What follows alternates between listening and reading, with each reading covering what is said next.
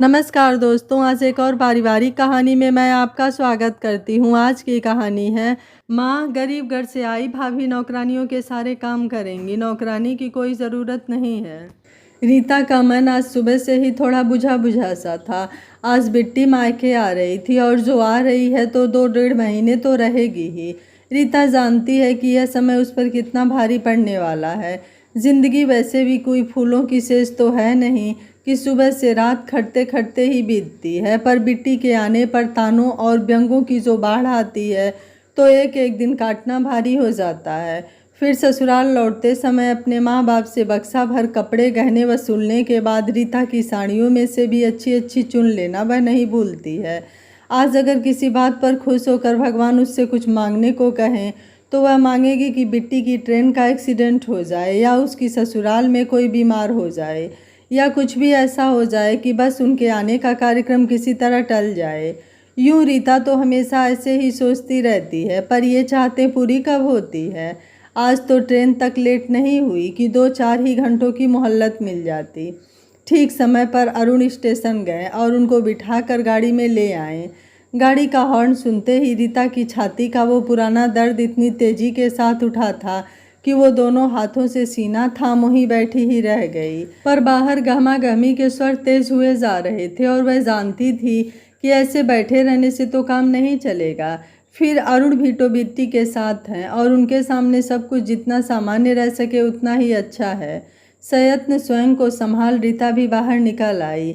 नन्हे से एक मांसल पिंड को कपड़े में लपेट कर गोद में ले बिट्टी गाड़ी से उतरी तो सासू जी ने हर्षा तिरेक से दौड़ते हुए बेटी के हाथों से उसे लपक लिया।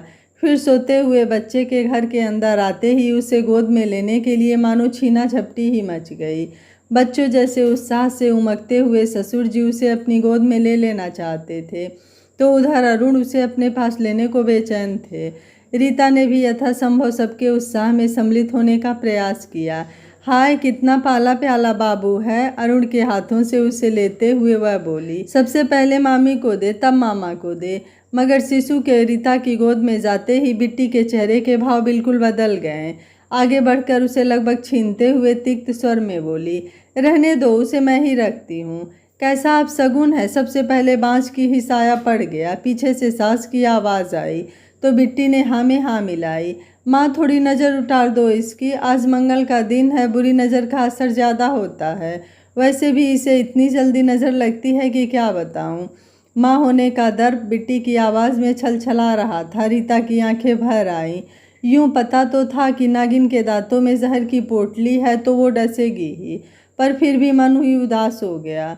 बिट्टी के आते ही सास के विषदंत भी नुकीले और आक्रामक हो उठते हैं। फिर इस बार तो ये विष की एक और पिटारी साथ आई है जो रीता की सूनी कोंख को और ज़्यादा दुखाएगी। जी चाहा वह किसी समय रात के अंधेरे में चुपचाप इस सपोले का गला दबा दे जो उसके जख्मों को हवा देने के लिए आया है। यदि उसने अभी उत्साह से बढ़कर इसका स्वागत न किया होता तो यही लोग कहने वाली थीं कि वह जली जा रही है, और जो उत्साह दिखाया तो ऐसा व्यवहार। आंसू छिपाती रीता ने स्वयं को हमेशा की तरह रसोई की दीवारों के पीछे छिपा लिया। सीने में तेज दर्द था, आक्रोश से मन फटा जा रहा था, पर फिर भी वह मान अभिमान लेकर नहीं बैठ सकती। इतने लोगों का खाना पीना बनाना, सुबह के जूठे बर्तन समेटना और भी ढेर सारे कितने काम पड़े हुए थे। जल्दी जल्दी नहीं निपटाया तो सैकड़ों बातें और सुननी पड़ेगी। वैसे भी उसके जैसी तिरस्कृत चीज का कैसा मान अपमान। घर में सबके लिए अब तक इस तरह की बातचीत मामूली बात हो चुकी है। पता नहीं वही क्यों इसे अपनी आदत नहीं बना सकी है कि उसे तकलीफ भी होती है, गुस्सा भी आता है और बदला लेने की इच्छा भी होती है। जी चाहता है कि उसका अपना एक छोटा सा घर हो जहाँ इन स्वार्थी लोगों से दूर वह केवल अपने अरुण के साथ रहे, जिसकी छाया तक से परहेज है। उसका छुआ हुआ खाना कैसे खा लेते हैं ये लोग। उस समय क्यों नहीं याद आता है कि यह एक गरीब घर की बाँझ है। उसके धोते हुए कपड़ों से छूत नहीं लगती, पैर दबवाते समय छाया नहीं पड़ेगी उसकी। अभी ये गंदे और गलीच बिछावन उसे ही न धोने पड़ेंगे इस नागिन के बच्चे के, तब नज़र नहीं खाएगी उसकी। यदि उसे कहीं कहीं से थोड़ा सा जहर मिल जाए तो इन सबके खाने में मिला दे वो, कि एक बार की सास ससुर ननद और इस सपोले की लाश देखकर कलेजा ठंडा हो जाए उसका। हाथ अकस्मात कलेजे पर चला गया, फिर यहाँ पर दर्द हो रहा है। आजकल अक्सर ही होने लगता है जब भी गुस्से को पीने के प्रयत्न में घुटन महसूस होती है। ये और भी तीखा हो जाता है, जैसे कहीं कुछ अटक रहा हो या पत्थर की एक भारी सी शिला छाती के अंदर जमकर रह गई हो।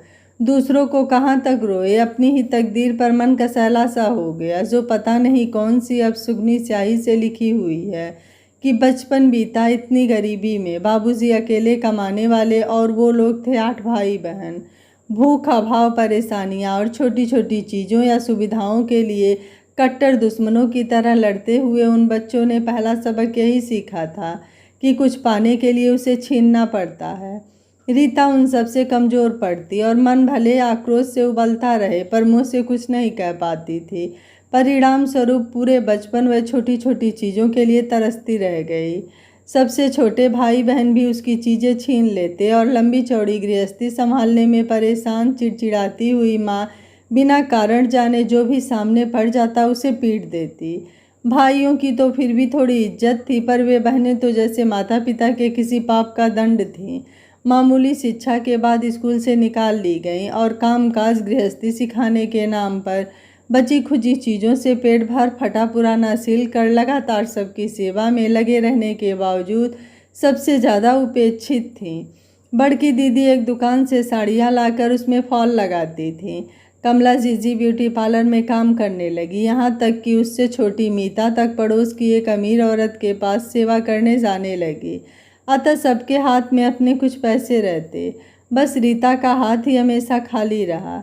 पूरे घर का काम करके छोटे भाई बहनों की कचकच संभालने के बाद भी वह सदैव दूसरों की दया पर ही निर्भर रही। जिसका जब जी चाहता उसे डांट देता, झिड़क देता और वो खून का घींट पीकर रह जाती। सबसे ज़्यादा नाराज़ तो वह स्वयं से ही थी कि क्यों वह किसी को जवाब नहीं दे पाती, क्यों किसी काम के लिए मना नहीं कर पाती कि छोटे छोटे बच्चे तक उस पर हाथ उठा लेते हैं, मजाक बनाते रहते हैं उसका। और इतनी दब्बू है वह कि हर बात के लिए भगवान का ही मुँह देखती रह जाती है कि एक न एक दिन उनकी नज़र उस पर ज़रूर पड़ेगी। फिर वह सपने देखने लगी थी कि एक दिन कोई राजकुमार उसे ब्याह कर ऐसे राजमहल में ले जाएगा जहाँ भर पेट खाना और पहनने को नए कपड़े होंगे। वह श्रृंगार करके नौकरों पर हुक्म चलाएगी, सिनेमा देखेगी और सुख भोगेगी। और सचमुच एक दिन भगवान ने उस पर भी नज़र डाल ही ली। यूँ तो बड़की दीदी की शादी बड़े गरीब घर में हुई थी, पर उसकी सुंदरता ने उसके लिए एक ऐसे घर का इंतज़ाम कर दिया जहाँ कार थी, रंगीन टेलीविज़न और फ्रिज था। लगा किसी राजवंश में रिश्ता हो रहा है उसका। घर में उसकी पूछ एकाएक बहुत बढ़ गई थी उन दिनों। मन का आंगन इंद्रधनुषी सपनों से जगमगा उठा था। रीता की सुंदरता देख लड़के वालों ने उसे पसंद तो ज़रूर कर लिया था, पर पिता की माली हालत का अंदाज़ा होने पर शादी के लिए हिचकिचाहट भी थी। काफ़ी सोच विचार कर उन्होंने यह शर्त रखी थी कि दहेज में कुछ भले मत देना, पर कम से कम बारातियों की खातिरदारी बढ़िया होनी चाहिए। आखिर समाज में इज्जत का सवाल था। बाबूजी झट मान गए थे, कैसे नहीं मानते, इतना अच्छा संबंध छोड़ा तो नहीं जा सकता। पर ये उन्हें अच्छे से पता था कि अच्छी खातिरदारी की सामर्थ्य नहीं थी उनकी। जितना संभव था बाजार से कर्जा वह पहले 2 बेटियों की शादी में उठा चुके थे और कोई दूसरा जरिया उनके पास था नहीं। सो शादी से पहले शिकायतें हुई, फिर माहौल गरमाने लगा।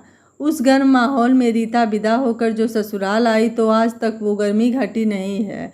उसके बाद से आज तक मायके जाने की उसे इजाज़त तक नहीं मिली है। थोड़ी शीतलता अपने पति अरुण के पास आकर ज़रूर मिलती है उसे, पर उनकी भी कितनी सी सामर्थ्य है। बाप के व्यापार में लगे हैं, उन्हीं के बनाए घर में रहते हैं, सो अपनी मर्जी से कुछ करने की आदत भी नहीं है।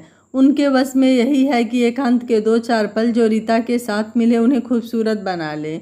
सुंदरी बीवी का सानिध्य तब ज़्यादा सुखद लगता है जब वह हंसती खिलखिलाती रहे। और रीता भी उन क्षणों का सर्वाधिक उपभोग करने के लिए अपने अंदर की कटुता को अरुण के सामने नहीं आने देना चाहती थी।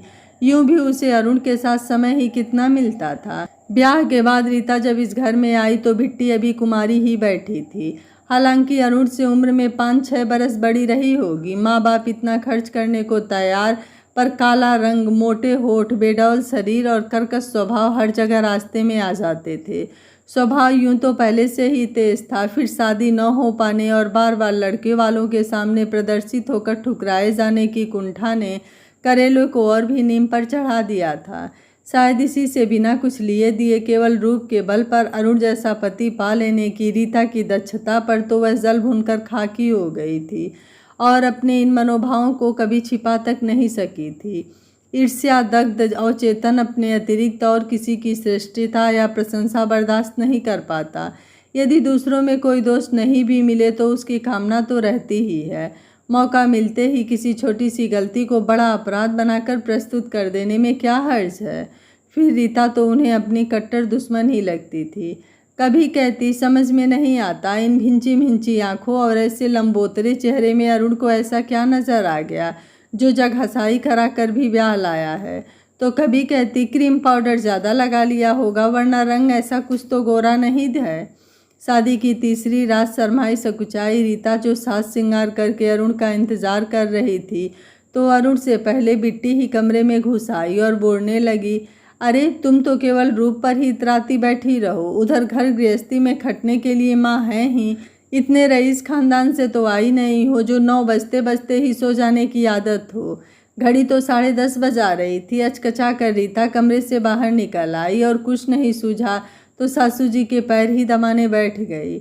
उधर बिट्टी को जब किसी ने कभी नहीं रोका तो धीरे धीरे उसकी जुबान और भी खुलती चली गई। एक दिन बिट्टी अपनी माँ से कह रही थी, मम्मी भाभी को दबा कर रखो और हमेशा उन्हें उपेक्षित किया करो, नौकरानियों जैसा बर्ताव करो उनके साथ, नहीं तो अपनी सुंदरता के बल पर भाई को लट्टू बना ही लिया है। अगर तुम भी सर पर चढ़ा दोगी तो घर पर उसी का राज हो जाएगा और तुम और हम पानी भरते नजर आएंगे। और नौकरानियों के सारे काम भी उन्हें आते हैं, नौकर रखने की भी ज़रूरत नहीं है।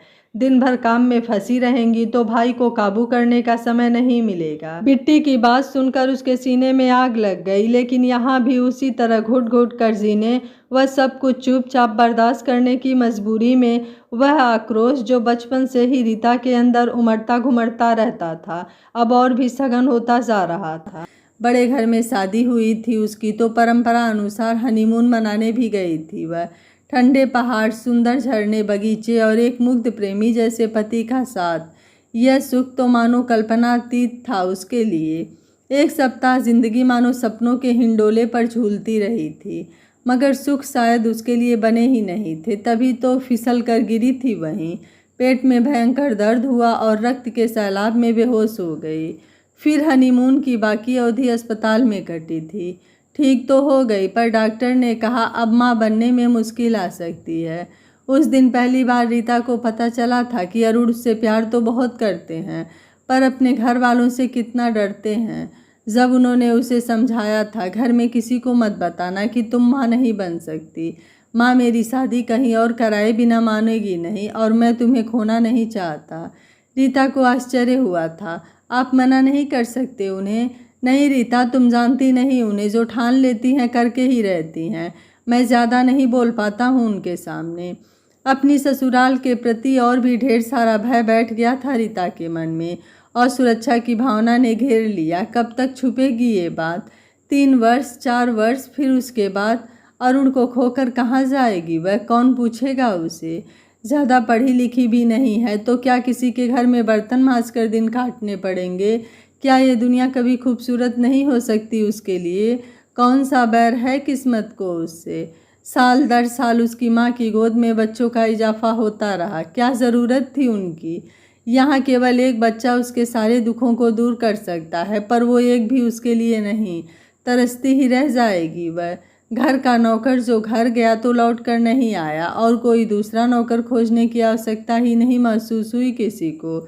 सासू जी को कोई खास कामकाज करने की आदत नहीं थी और बिट्टी के कुछ करने का सवाल ही नहीं उठता था।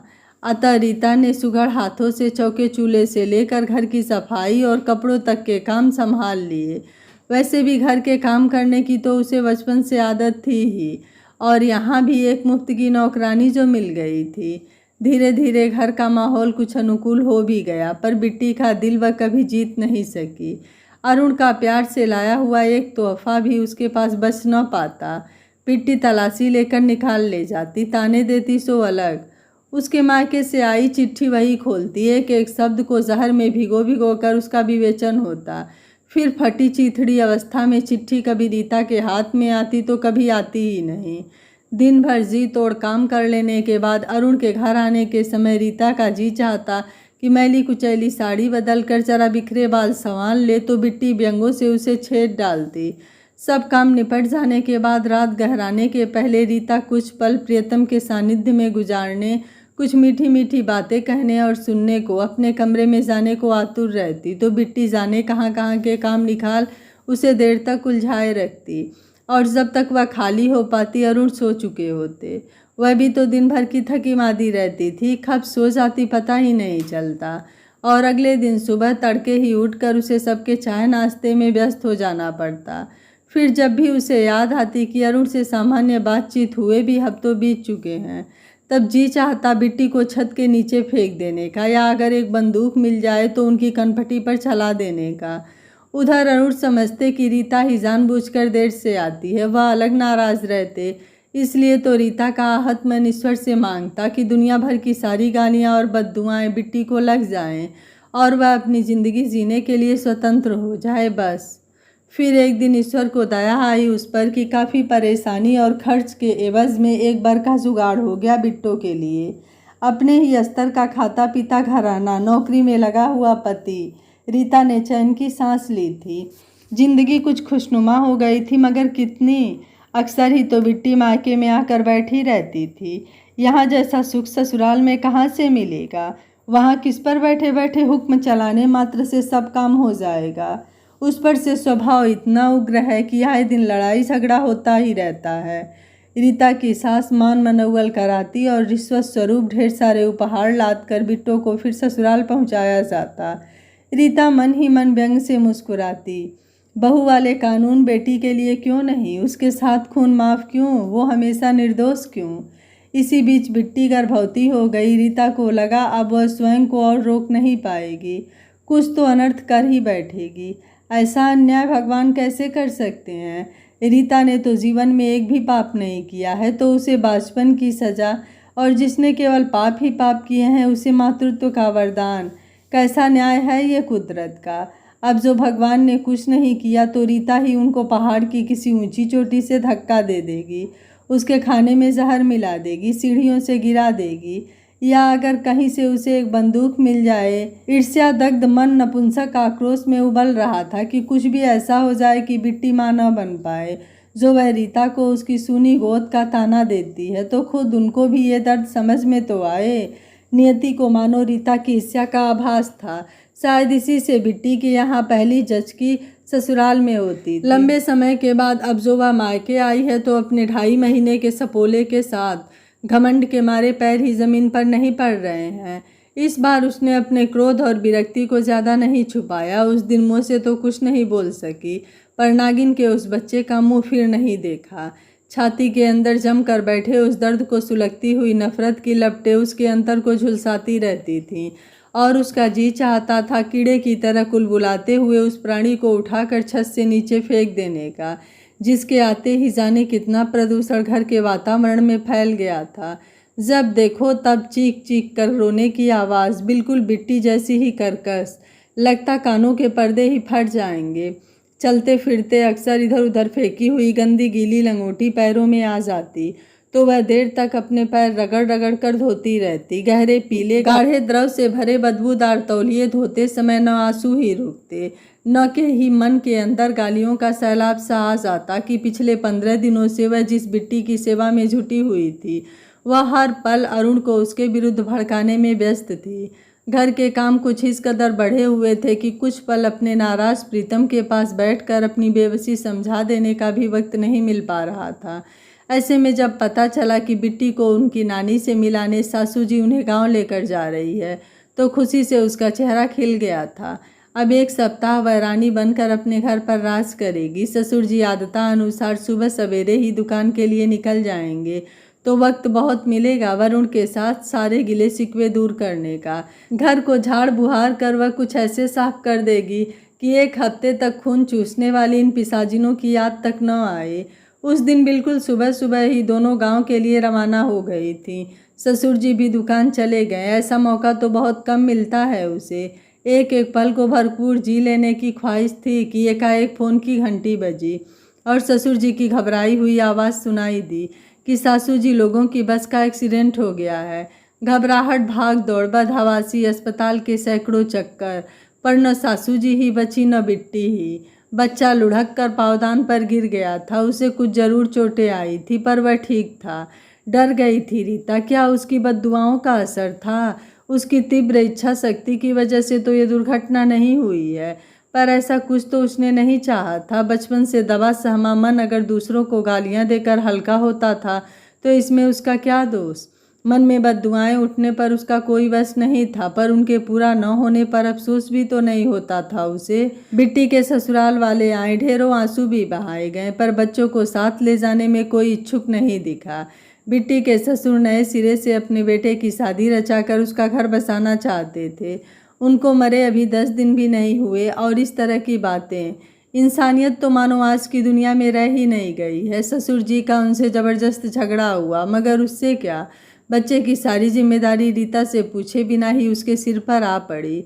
सहानुभूति और डर का स्थान एक बार फिर क्रोध ने ले लिया। दिमाग भरना उठा उसका।